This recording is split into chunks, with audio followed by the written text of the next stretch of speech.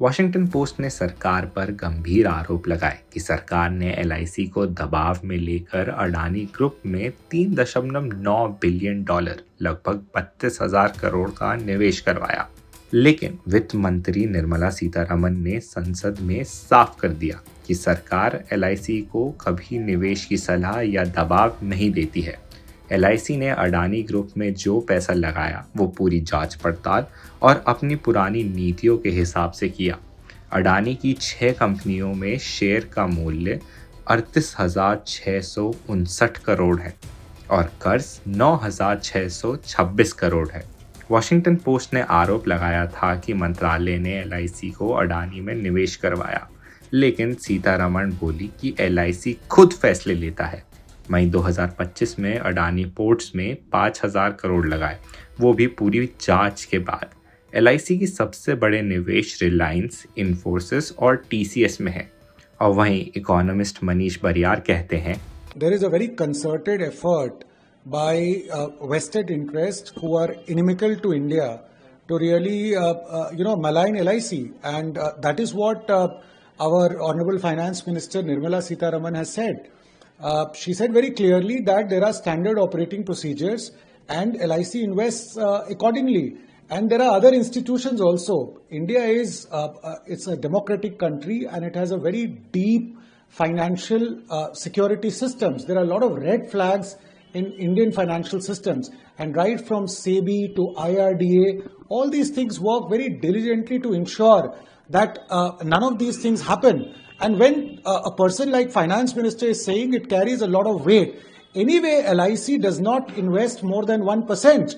And therefore, a lot of opposition leaders or vested interests like Washington Post, I call them fake news. Even the president of USA calls them fake news. Why would Indian and especially Congress people would talk about someone like Washington Post whose news has been proved to be fake news a lot of times? And people do understand that there are vested interests, there is a geopolitics that is going on, and therefore I think we should really be very careful by not making unnecessary statements regarding LIC investments. Anyway, it doesn't invest more than 1% of its whatever amount it has ever in any company. That's a standard operating procedure. More importantly, companies like BlackRock have invested in May 2025 in LIC, and that is the world's largest fund. So are you questioning that? So I think there is a lot to answer as far as opposition is concerned on that. LIC की हर जांच auditors करते हैं।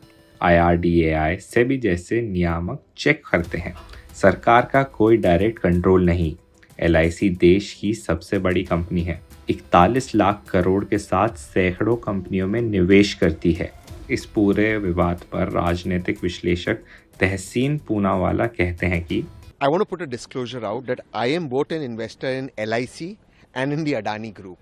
So look, when you look at LIC is very professionally managed. Today LIC takes care of about 55 lakh crore of India's savings.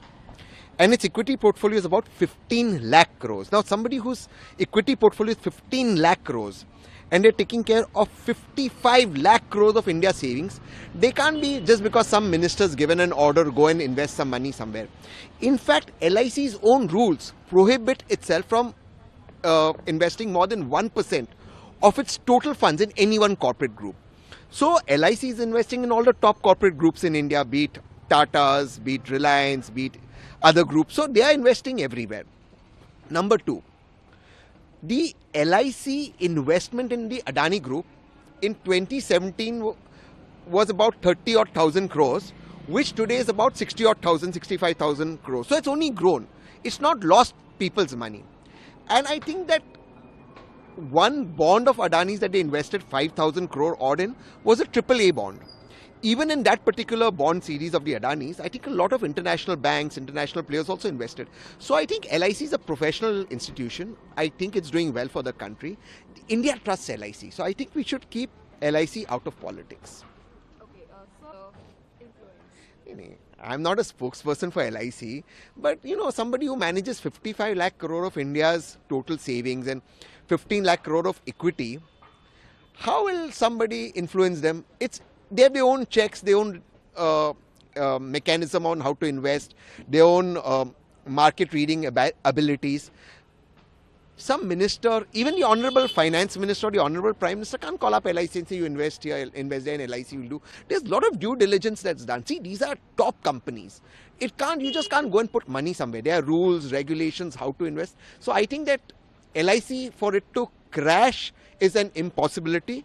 And as Indians, no matter what our ideologies, I'm opposed to the BJP. I don't like the BJP.